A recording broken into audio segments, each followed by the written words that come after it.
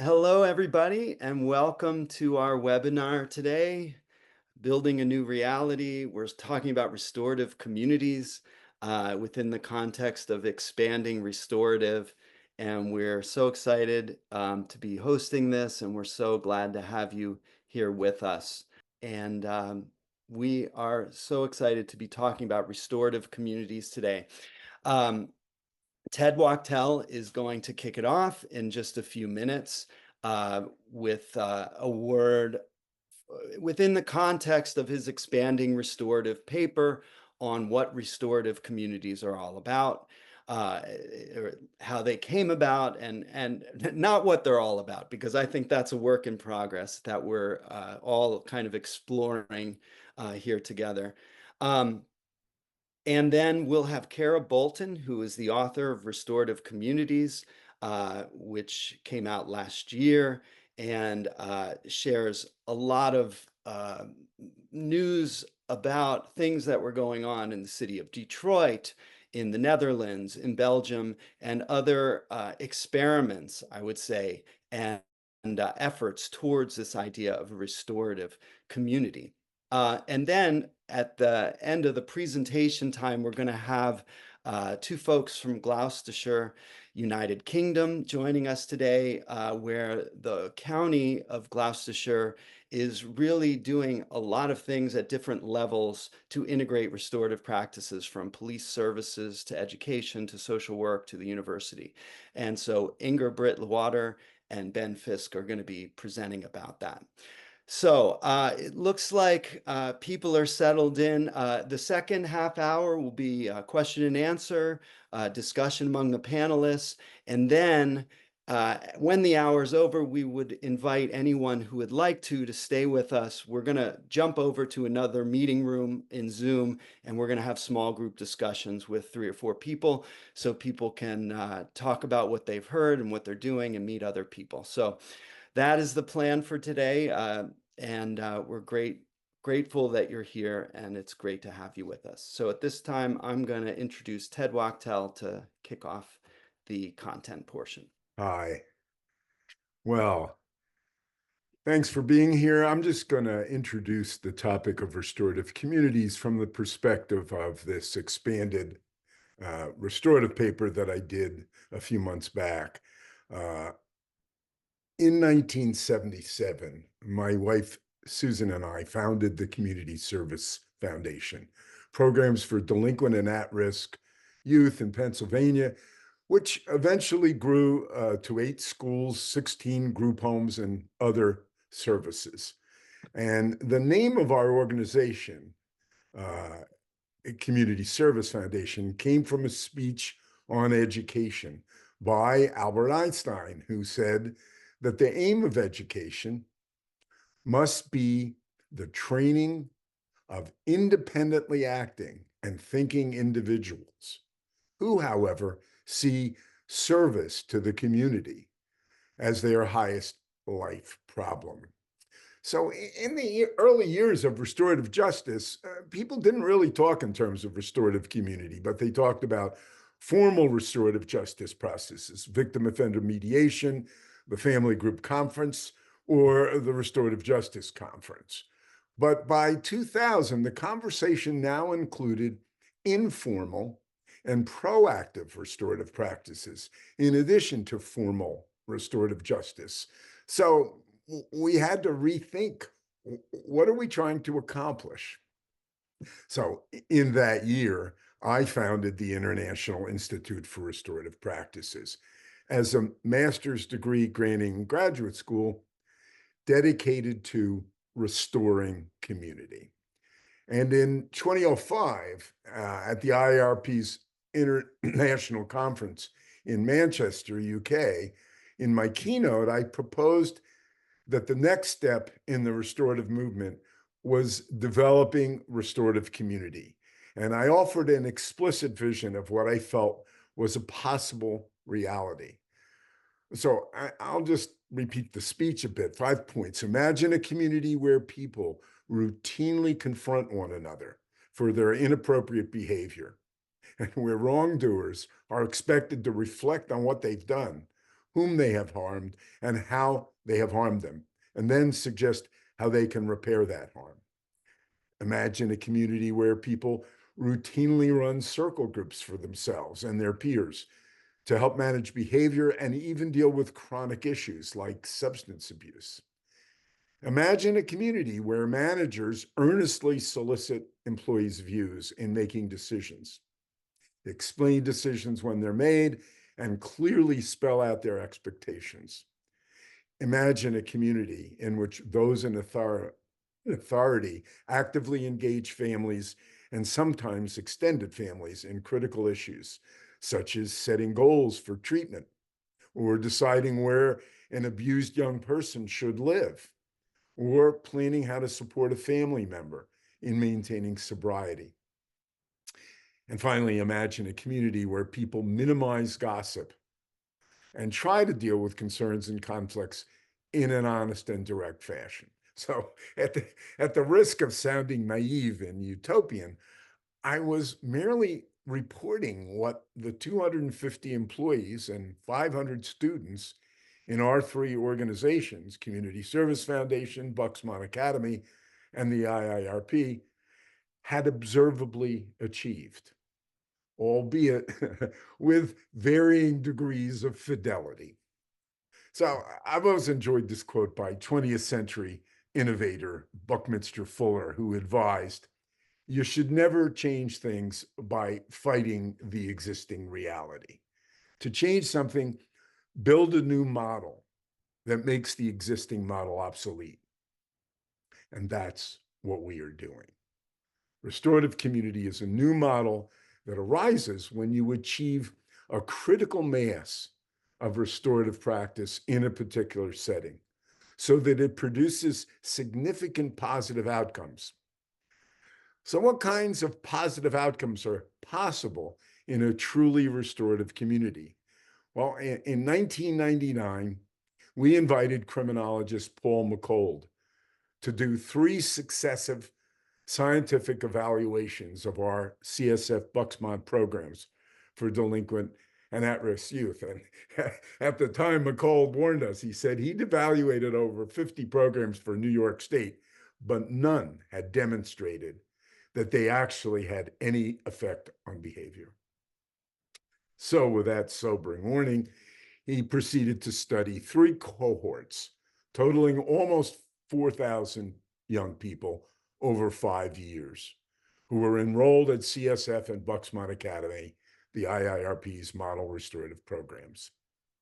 And McCold was surprised, as were we, to find that participating in what he called a restorative milieu produced reliable positive results, more than halving criminal reoffending, even up to 62% in one of the cohorts. And additionally, measures of individual social attitudes became more positive the longer a young person was engaged in a restorative community. Literally, month to month, their scores on these social value measures would improve.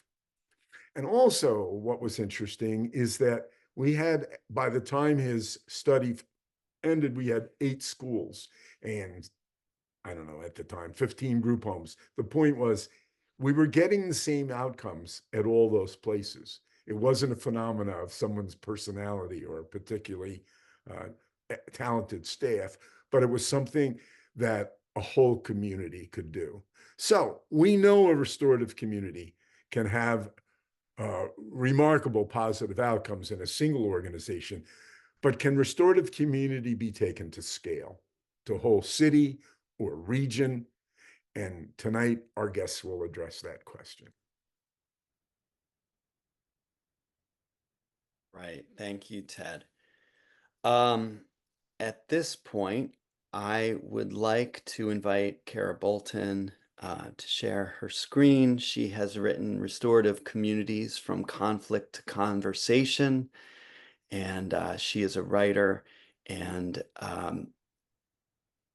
does actually many, many, many amazing things. So we're so glad to have Kerra with us.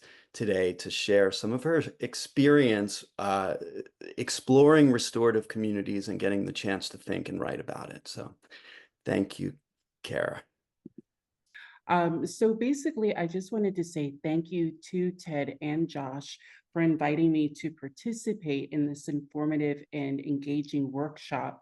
I'm also pleased to be here with Ben and Inga Brit, so thank you so much. And as if you'll indulge me for another personal note, I just want to say that I would not be here if it weren't for Ted, Josh, and Susan Wachtel. It's not just extending an invitation to speak at a webinar, but the Wachtel family extended an invitation to do, engage, and be more than I could ever imagine. So thank you. Because of them, I can say that I am the author, and I'm an author and filmmaker. I wrote Restorative Communities from Conflict to Conversation based on 4 years of field research and study of restorative practices in Detroit, Michigan, Pennsylvania, and Kortrijk and the Netherlands. And that wouldn't have happened had it not been for Ted's vision of restorative communities that he told me about in 2017, 2018. And knowing Ted, he's probably thought about that for like a decade before that. And also because of the Wachtels, I produced the documentary series, Detroit Rising, How the Motor City Becomes a Restorative City. So very briefly, what is a restorative community as I've defined it? It's a place where restorative practices, a specific framework which seeks to repair harm, restore relationships, and build social capital, is adopted in at least 3 of the 6 facets of societal needs, which we'll go into in just a little bit.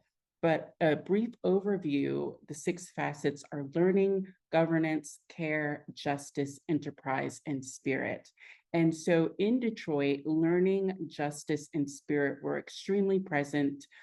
I noticed them in the classrooms, the court, and the nonprofit community. And so an example of this is that when I first went to Detroit, I believe it was 2018, I met with court officials and they told me that there was this glass partition that divided them between the public. And there were often like spit on both sides of the screen, the window. And part of that was the staff was yelling at the public and the public was yelling at the staff. So how did they resolve that? Well, they integrated circles as a part of their process and as a means of communication and support. They also use restorative practices to prevent situations that could lead to a confrontation with the public. In addition, the school system and the justice system both used restorative practices, and they were sort of in concert with one another. And again, I'll touch on that briefly. And in Kortrijk, we saw care, spirit, and learning. I witnessed restorative justice in their classrooms, enterprise and nonprofit communities serving youth and families. And the other interesting thing about the Netherlands was, about Belgium specifically, was about how they used nature. I call it as a co-conspirator. I mean, a lot of times when we think about circles, we think about them as happening in a room. And in Belgium, they like to be outside. And I thought this was really a unique feature that they had that I hadn't seen in other places. Another part or component of restorative communities is democracy in everyday life. And this is a tagline that Ted came up with, but if restorative communities had a tagline, it would be democracy in everyday life. Meaning that it's not just something, as Ted mentioned in his introduction, it's not just a thing we go do and then we leave. It is integrated into who we are and how we engage with one another. I briefly mentioned the 6 facets, and so let me just go over them again. So governance is, how do we decide to live together? What laws, institutions, systems do we have to govern how we live together? Justice to me is, how do we repair harm and rebuild social capital after a crime has been committed? Enterprise is, how do we balance work, profits, and social good or responsibility to our employees, coworkers, shareholders, and the larger community? And then in learning, and I know I'm just like roller skating through all this, but in learning, how do we engage with curiosity and wonder in the world? And so it's not just limited to a classroom experience, but it encompasses so much more.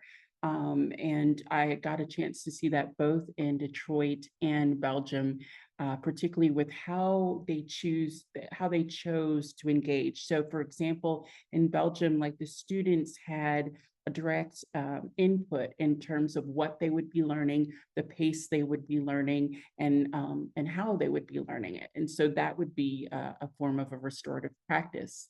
And then care is the way in which we help those who are most vulnerable in society. As Ted has said, we do things with people, not for them. And in doing with instead of for, it ensures their human dignity and shared responsibility of every human being. Now, spirit is a little bit harder to describe, but to me, how I define it, it's how you move in the world to ensure democracy in everyday life. So, what is that? So it's decentralized power and participatory decision making. It's how do decisions get made? Who gets to decide and how you decide? Collaborative problem solving, meaning there's no one way to do things. And so the way that I'm restorative as a teacher is that a lot of times I crowdsource the answers to a question, even if I may know the answer. But my goal is to allow students to know that they have the wisdom inside them to come up with their own answers. And Ted, as an educator in his own right, once said, I lead people to the edge of their own understanding. And to me, that's part of collaborative problem solving. Respect and empathy, democracy and everyday life promotes a culture of mutual respect where people are treated with dignity regardless of their differences. Shared responsibility, where we all have a responsibility for the care and well-being of the group. And then agency and accountability, taking ownership of our actions and being held accountable, not in a punitive way, but in a way that elevates and restores everyone. So after hearing restorative communities, people say, well, how do I get this into my town? And then they complain about the politics of their town and how everybody's stupid.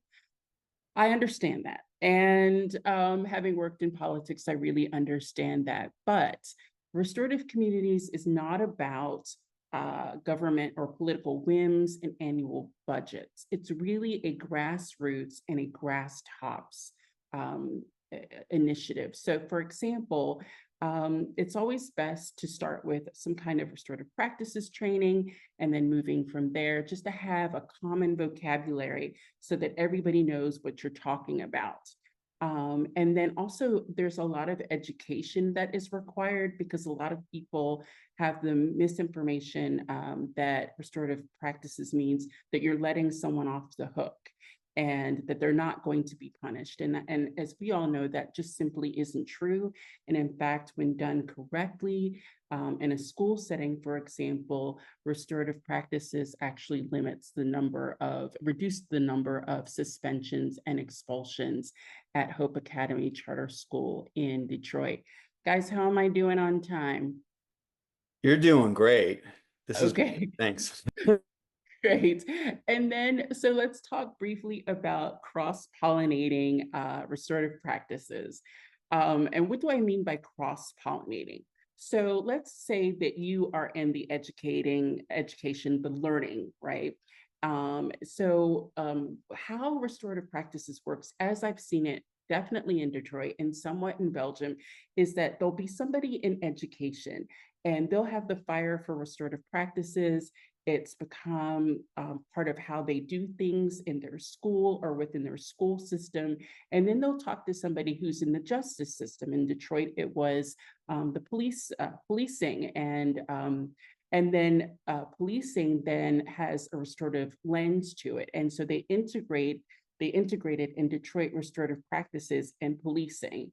And then it was also in the nonprofit sector. And so these three different sectors, I don't want to say they collided, but they collaborated.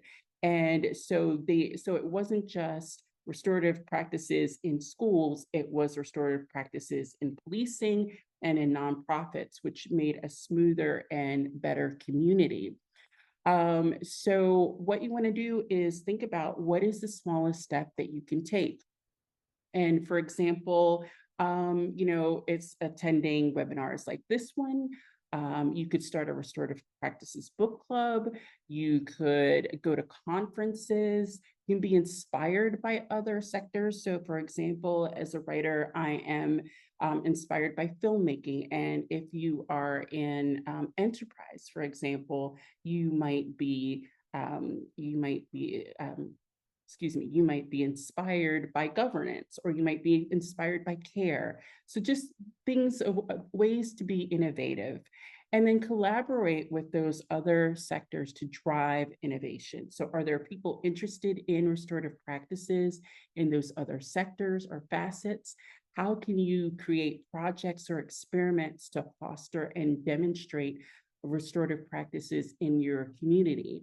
And not everything needs a huge grant or public funding. Start with something small and experiment, learn from your successes and failures, and then build on your success. And then in terms of strengthening restorative, I mentioned a few things that you can do, even though it's a lifelong process. So for example, as individuals, we can read books, attend classes and workshops and webinars, and also attending conferences is really important, especially if you're in a place where restorative isn't the way they do things, and you can often feel isolated and lonely.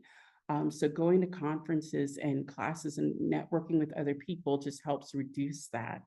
And then for groups, of course, you want to attend conferences and workshops to get a larger view on things. And also, this was Ted's dream, at least back in 2017 and probably before, but to visit communities that are already engaging in restorative practices in at least 3 or more sectors so that you can see how other people are doing it. And so that is all I have.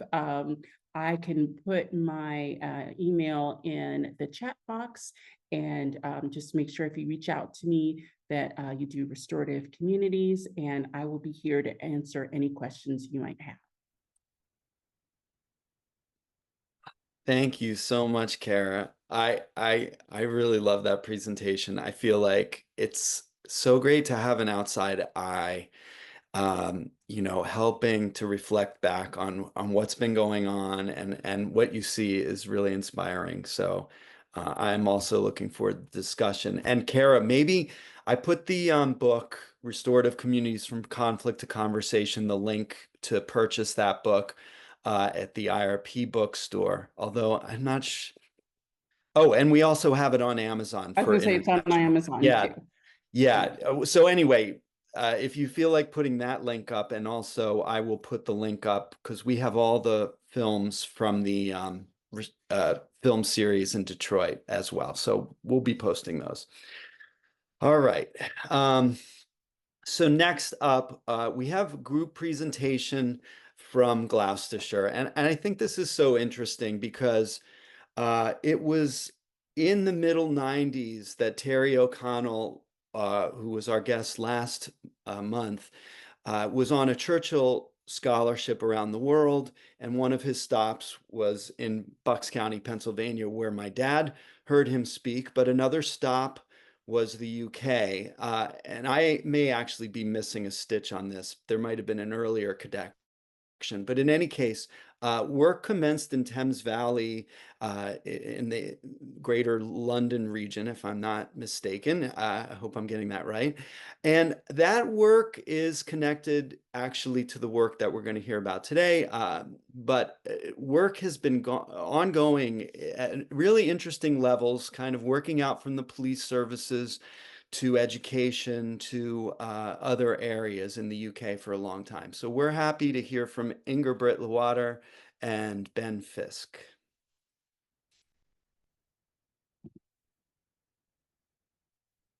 All right. Okay. I'm gonna How's that disappear. look? There you go. It's coming online for me. There we go. Yeah, it looks great. Fantastic. So hi, I'm Ben. I'm currently actually interestingly over in India at the moment. So hearing that conversation about, going to new spaces and trying to understand where restorative is happening, that's something I'm living and breathing at the moment. And I'm accompanied by the wonderful Brit. She's on mute at the moment. She'll either give us a wave or give us a big shout.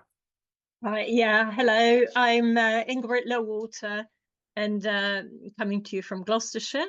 And I am a PhD student with University of Gloucestershire, and I'm also work with the restorative practice team in the County Council, which you will hear more about these different organisations.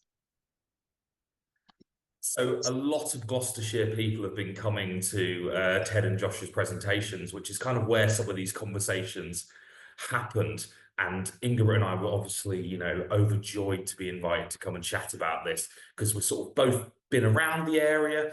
So I'm going to be a little bit more of your tour guide, telling you a bit about some of the stuff. Ingrid's going to tell you a bit more about a lot more like hard casework that's been going on and some of those connections around our community.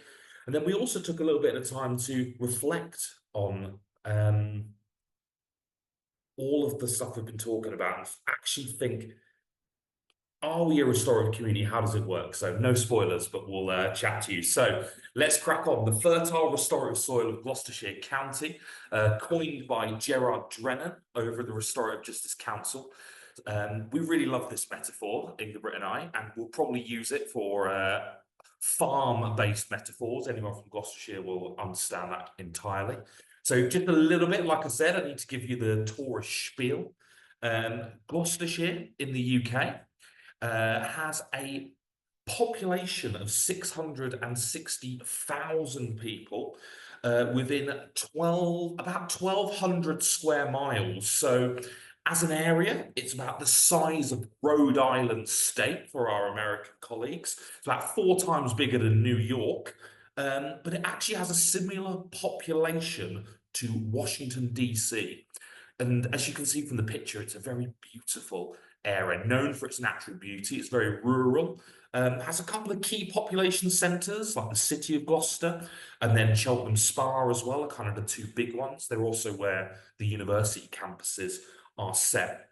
And if you've heard anything about it, it's a rural place. It has a lot of beauty, but it also has a lot of challenges. Sort of, it can be a bit disconnected at times. But at the same time, areas of natural beauty. We've got the Cotswolds. We've got a rich history that goes back to Roman times, all of the cheese rolling, Forest of Dean, all of that kind of stuff. So it's a wondrful, beautiful place. Big rugby town. They've got some cricket, that kind of stuff. So you're feeling the Englishness of the community there.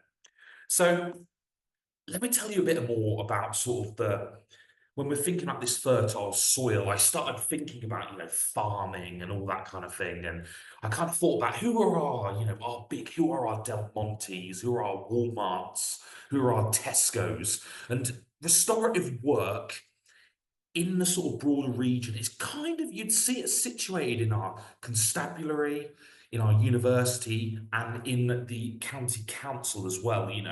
They give that institutional legitimacy. A lot of the funding for this work comes from these places. But I think it would be fair to say that all 3 of these organisations, I don't think they could call themselves restorative organisations in that sense. And it kind of got me those images of your Tesco's, your Walmart, these big juggernauts to some extent. What we actually have in Gloucestershire is something more akin to a beautiful community allotment. And actually, these 3 bodies are catalysts, whether that's money or structures. But what they really do is they enable people. And a lot of this is about key individuals in all of these different areas. They are the ones who've really driven this work. We might have these big labels, but actually, we've got our church community in there. Gloucestershire's County Council is made up of social work services. We've got a fantastic family group conference service. We've got relational restorative practice team who are based over more in education. The university itself is doing some fantastic research. Brit and I are two PhD students there. We've got academics doing all of this kind of work. We've got our Office of Police Crime Commissioner, Restorative Gloucestershire as well, who are the team based within the police, separate from the police, all of these interesting relationships. But actually what you've got is just this myriad of different people who are spending their time working with other people, generating relationships, cross-cutting, intersecting. People like the Restorative Justice Council, who sort of work more nationally, coming in. I mean, you could even link with sort of the family rights group, who do a lot more with FGC. They get involved in some capacity as well. So it's actually a very dynamic, bottom-up driven restorative community, I would argue, when it comes to the way Gloucestershire is manifest. Brit's going to talk to you a few more about some of these other little organisations that are in there. I mean, again, I've missed the NHS, you know, there's so much going on all of there. But I'll pass over to Brit now, and she'll tell you a few more case study examples of what's going on. Yes, I'll give you 3 case studies to give you a flavour of what restorative practice can look like in Gloucestershire. So hate crime's a big challenge amongst young people as well. And this picture is from riots that we had in the UK this summer. The first case I'm going to share isn't from the riots, but it's an example of how one school dealt with hate crime and discriminatory behaviour amongst young people. So this setting for this is a secondary school. So that's pupils aged 11 to 18 years old. And I think it'd be fair to say that this particular school has quite a privileged group of students. The time for this intervention was between February and November 2021, so it went on for about 10 months. And the type of intervention was restorative conferencing provided by 2 facilitators from Restorative Gloucestershire. And the number affected by that were 16 people directly involved, 2 harmers, and 14 people that had been harmed. And there's also further impact for the almost 1,000 pupils in the school, as well as 85 staff. So background to this story, the school discovered that there were 2 pupils who had been bullying a large number of other pupils in connection with sexuality and to some extent race as well. Much of that had been taking place on social media, and there were threats to out people and to inform parents. Well, the school, when they found out about this, they took advice from the police because of the seriousness of the incidents, and the police supported a restorative approach. And then pupils and parents were consulted and agreed to take part in restorative justice. So the work that was being done, there were some fixed term exclusions for those who had caused the harm, but then the facilitators worked with school staff, they worked with the pupils, and they worked with parents individually so that they could hear everybody's voice. And then there were a variety of different meetings and communication between different parties, all conducted in a safe way. And there was also a whole school review to promote inclusivity. So what was the impact then? Well, those who had been harmed in this, they were heard and they got to take part in the process, and they could get what they needed from the process. Those who had caused this harm, they were able to make repairs and they were able to continue their education. And this cohort, which had been really influenced by what had gone on, because it had spread to a lot of other pupils as well, the next year, they did very well in their exams. There was an organisation that was brought in to do some race awareness work, and through all these conversations that were being had, pupils highlighted that there was some institutional racism within schools, so there were circles going on to deal with that as well. Then the senior leaders in the school joined the RP leadership programme, which is delivered from the council for the restorative practice team, and also the school actually made quite big changes to their timetables so they could make a more pleasant environment for both pupils and teachers. So that was an incident of when it was a criminal justice case. And the next case study is also from a school. But this is the journey of Archway School. It's also a secondary school, so the same age group, but a very different school. And I'm going to talk about their journey from September 21 up until now, so about 3 years. And what they did was to introduce a relational and restorative whole school culture that is also trauma informed.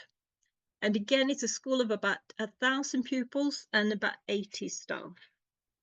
But some of the background to this school, it is students are predominantly from working class families, and the school has a higher than county average number of students who are eligible for free school meals, who have English as an additional language, and also students with special educational needs.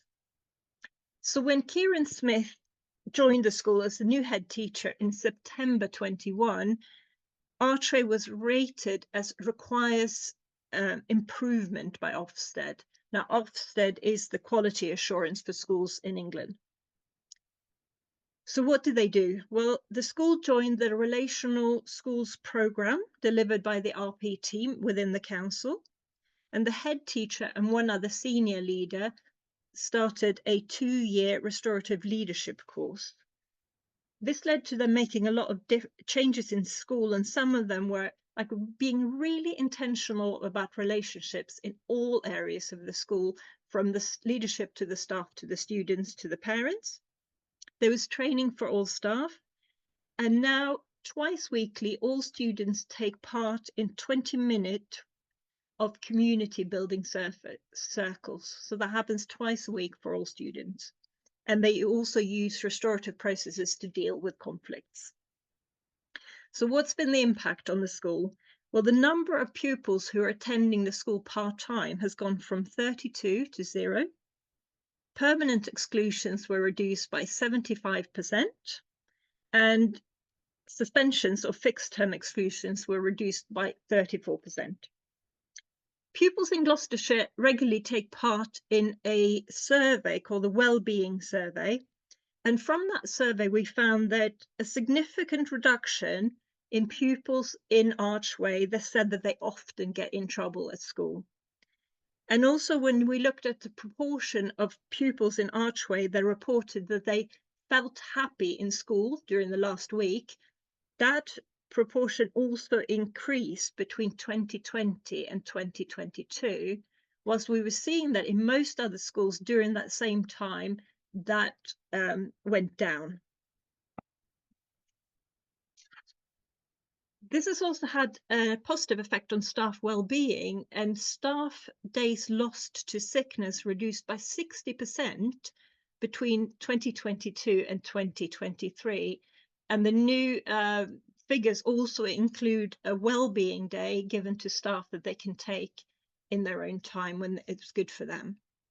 There was another Ofsted inspection in March 2022, and the school was now rated as good across 5 categories.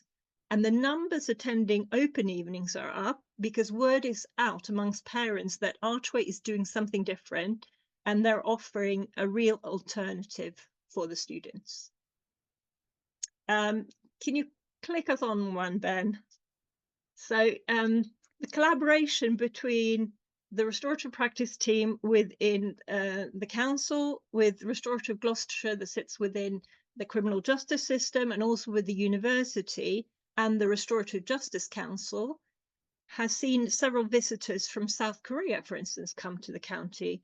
And this particular picture shows visitors and Archway staff the 3rd time they were hosting Korean visitors. And it's just one of many examples of national and international collaborations that all the actors within Gloucestershire are regularly part of. Okay, the 3rd case study is looking at how we can use restorative practice to change the way a service operates. The location for this is the Preparation for Adulthood support team within the County Council. And they have been working since 2017 to now, so they've been going for 7 years. And what they have done is to create a person-centered service where relationships are given highest priority. And this year, they have directly influence 259 people. Now, the person on your screen is Tim Griffiths, and Tim is the Senior Independence Lead in the Preparation for Adulthood team, and he has been the driving force behind transforming how the service is run. And Tim is a great example of how one person who receives training can take the principles of restorative practice and then use that to create real change. Tim attended a sort of one-day, fairly basic introduction back in 2019, in the early days of the training that we were running. And then he had 6 half days of online facilitation training in 2022. Well, Tim took what he had learned away and he transformed the way that his team worked, and especially using principles from the social discipline window of working with people and not doing things to or for people.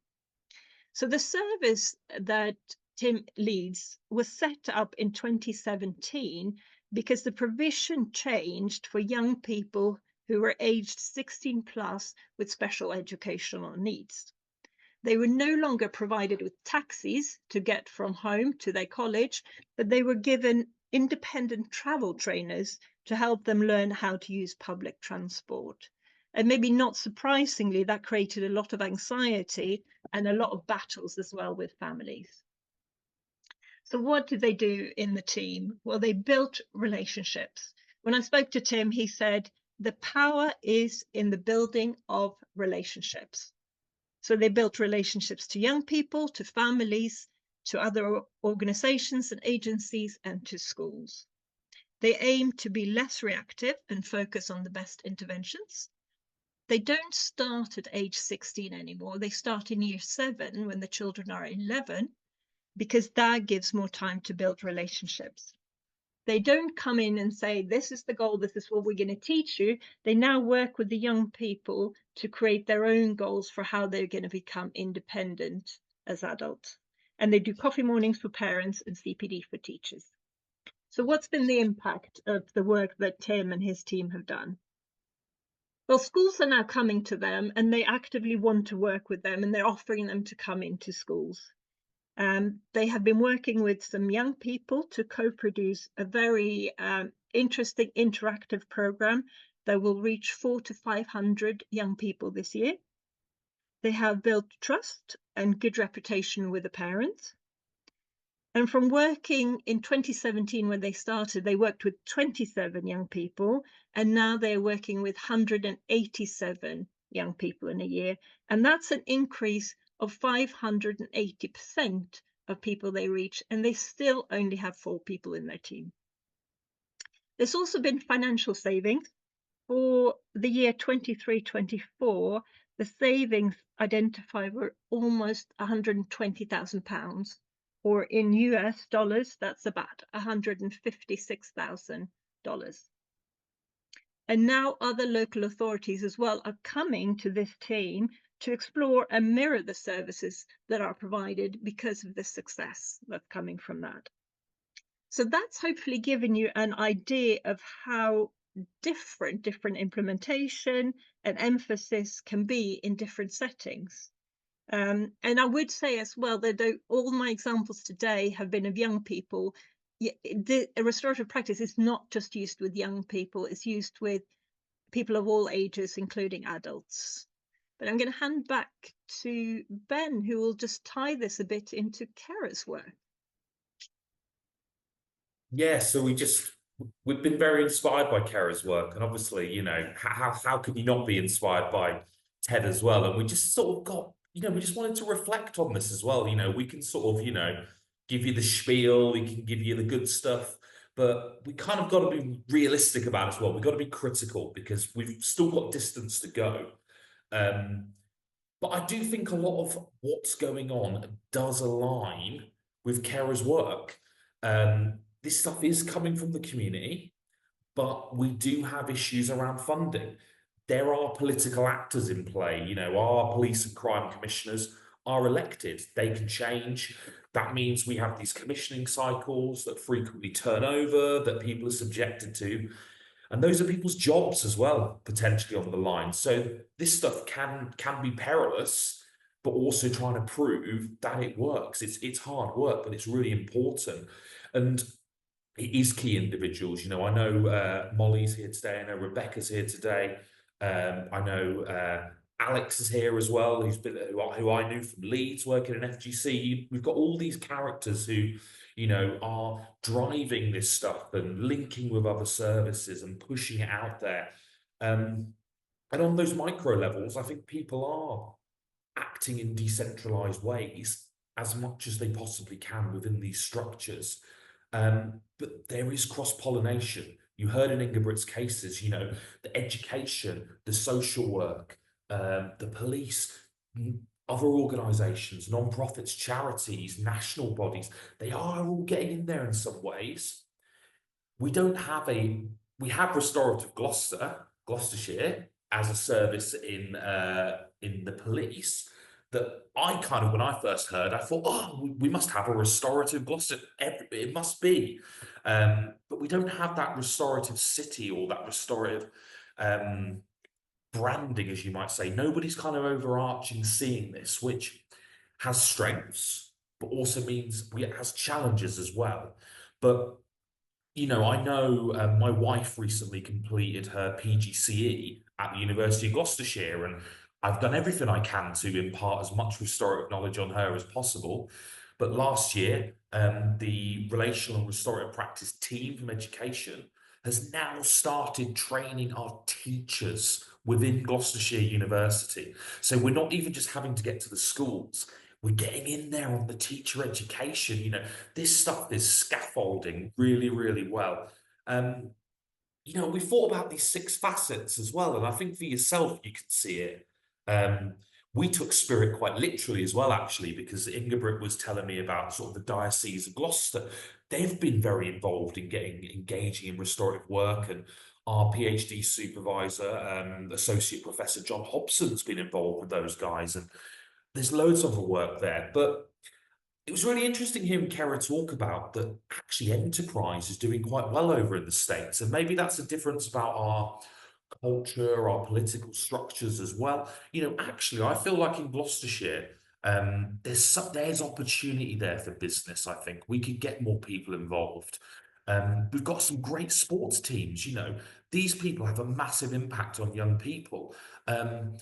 We hope we could get them more involved as well. So yeah, as we were reflecting on what we have, we start to think about the other avenues that could potentially be explored. And we've got lots of people from Gloucestershire here today who probably think about maybe they're doing that as well, and we're not aware of that, or maybe they've got other ideas as well. But that's kind of our summary of where Gloucestershire is. Please drop us an email. Please connect with us on LinkedIn. We'd love to have these chats. Thank you all so much for hearing about the fertile restorative soil. I think you would agree is definitely something awesome growing here. Wow. Thank you, Ben and Ingrid. And you guys leave your videos on. I'm going to invite Ted and Kerra to bring their pictures up as well. Okay, good. So yay. Thank you, everyone. This is so great. If I want to invite, oh, there is a question. Let's see. A new question. So, okay, that's a comment. But if you have questions that you would like to ask of the panelists, this is the time to do it in the question and answer. You know what? I'm going to throw out a crazy question. House of Lords. There's talk about I know that it's finally on the political agenda, I hear, talking about reform of the House of Lords. And we have so I'm coming out of left field, the Sortition Foundation, which is the forefather of our democracy without elections in the United States. But these folks are pushing for citizens' assemblies, governance by lottery. I know this is kind of outside the realm, but there in the UK, people are starting to talk about, you know, what if we replace the House of Lords with randomly selected people? How do you feel that connects with what you're doing? Is it too far out, or could it be a way that people could start seeing other connections in Gloucestershire? Me personally, I am not a fan of hereditary lords and that kind of stuff and our process. I would be more than happy, when you have these very adversarial chambers as we have in the Commons and the Lords, we got to get some circles in there, man. We got to just even make it look different, let alone all of the structures as well. I think we've got to build something new, and I think it does have to be new. And if we're gonna from the home of the Magna Carta and all that. We can get something different, and I would personally love to see it. I mean, Inga Brit's got some European context as well. I'm sure she would have some fascinating insight on the kind of stuff we could do. Well, I No, think, if any of you, it is out of left field, but that's where Josh and I are out there in left field pitching, expanding the restorative continuum to include these very large, randomly selected processes. And we all have doubts about whether it would work and whether it's a good idea. But it's a lot of fun to think about. And certainly in my country, please pray for us. We're And- going to make it through this thing somehow. And the question of whether there might not be some other way for large groups of human beings to make decisions than the way we're doing it now, So that was a pitch. What's the date next month? Yeah, November. right. Yeah, November 6th, we are going to be We going have deep some into this. really interesting people. A young woman from Lithuania. Lithuania who's written a whole manual on doing citizens assemblies, and a couple of other very, very knowledgeable people. I won't take the time now, but Inger, Brit, did you have a thought? yeah, I was just going to say, I think actually governance is somewhere we have a long way to go. It would be very interesting to do it on a more local scale. Very, very interesting to do it instead of House of Lords, which is an interesting way to do business. So that would be fabulous. But I think people are reluctant because unless you've experienced restorative practice and you see how well it works, it's going to sound utopian, like Ted was saying earlier. It's going to sound like it can't be real, but then the people who are involved and you see the impact, then it's quite easy to make the step to thinking that from a governance point of view, this could also work. exactly. Kerra, there is a question, in the chat. Do you have any ideas for next steps for Gloucestershire? But maybe just more generally, like you listened to their presentation. I'm just curious what your reflection is, because obviously you didn't go to Gloucestershire. These guys found us since then, and we're like, wait a minute. And we had a meeting with Ben and Inger Brit, and Molly couldn't make it. She's on the call, but others from the city, and we're like, wow. So I'm just curious, now that you've heard their presentation, how does it sound within the context of what you were thinking about and writing a few years back? Well, now I want to go. I think that I don't have enough information to say what would be next.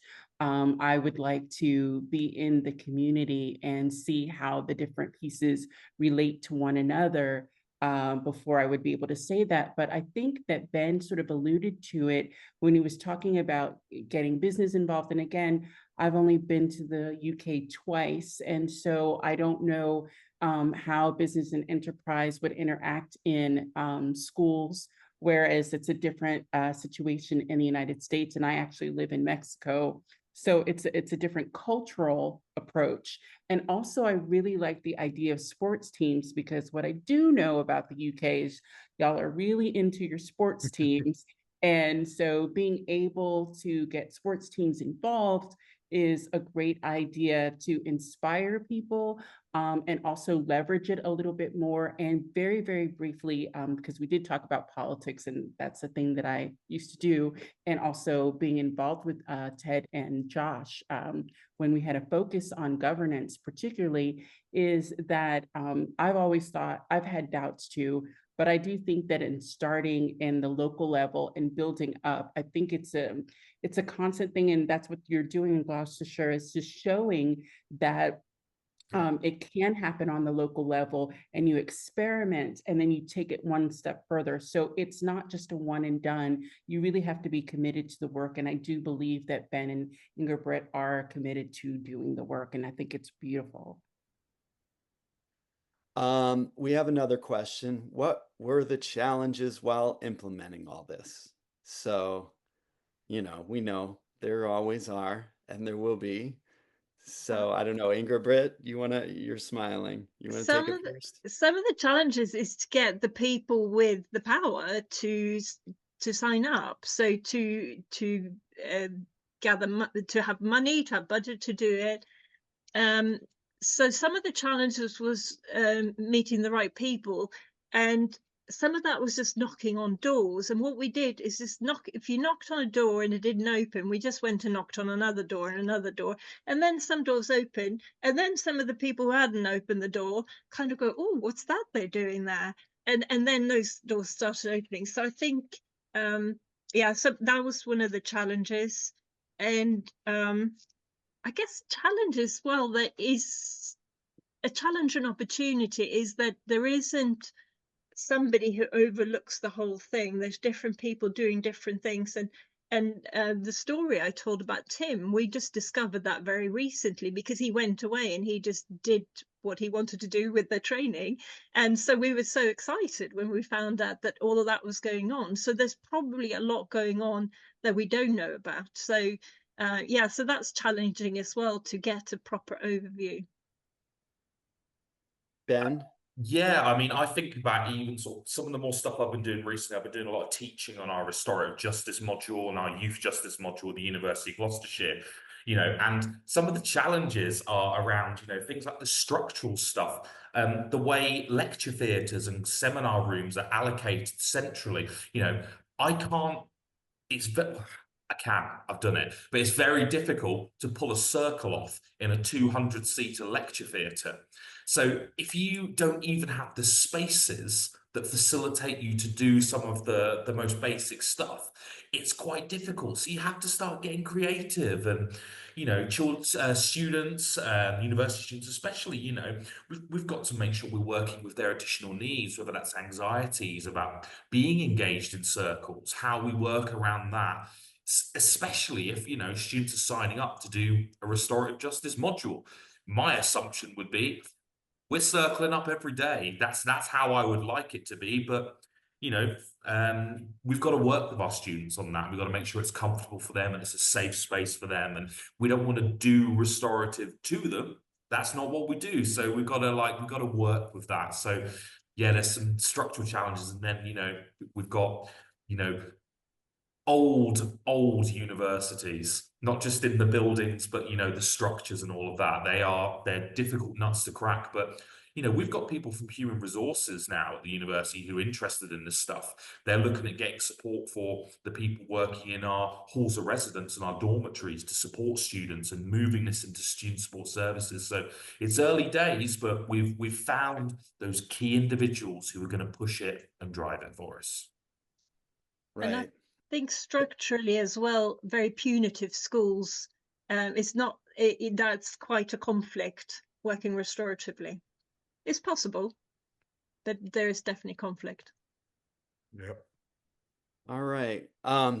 We are coming around the hour. Um, I am so appreciative of your participation in this. This is an exciting conversation. And we are gonna, for whoever would like to join us, and I understand a number of the folks from Gloucestershire who are on the call may be joining us in just a couple minutes. I put a link to another Zoom room. Uh, Ted, you have any questions for the guests or thoughts listening to all this? And No, Kerra, I maybe think I'll it, give you a final what reflection we too. envisioned, I think really came together. Kara's perspective, and their perspective, I think was really, I don't know, it's worked out really well. And everybody seemed comfortable with using each other's vocabulary, Right. in a sense, we having one conversation. Anyway, I'm thrilled. So thank you, Yeah. everybody. Kerra, what do you see? I just wanted to say thank you, and to everyone who's come, and to Ben and Ingrid especially. I didn't know that, I just thought I was just writing something and putting it out there. I had no idea that it would reach out to others. And so I'm so very grateful, and grateful to the Wagtels for having me and allowing me to have this opportunity. Yeah. Well, I'm inspired. I mean, we kind of go along believing, all right, we do this stuff. We'll do it with our colleagues. We'll learn more about it, you know. And as you say, it's early days, but it's a generation or more in, and we're starting to see the glimmers of it. And we have a vocabulary, and we can talk to people, and people get it. So, and I think, you know, for me, the power issue is about people getting it and knowing that's the way you do things. And then the authorities eventually, hopefully, will have no choice but to bow down to us. And oh, we just want to let people decide. We want to help people be participating. So thank you all for helping to inspire so many of us. So Ben, Ingerbret, yeah. just to point out, if people didn't see it, the meeting link, you said it once, but Yeah, okay. So it's yeah, I there, the think meeting it's link. If you do want to come for an optional half hour, just click on that, and there's one new message, something that it says, might take about 5 minutes. Well, I'm going to give it a few minutes, I think, because it's on my account. You might end up in a waiting room for a few minutes, but I will be there shortly. So whoever can join us, we'll see you over there. And thank you, Ben, Inger, Britt, Kara. Thank you bye, for having everybody. us.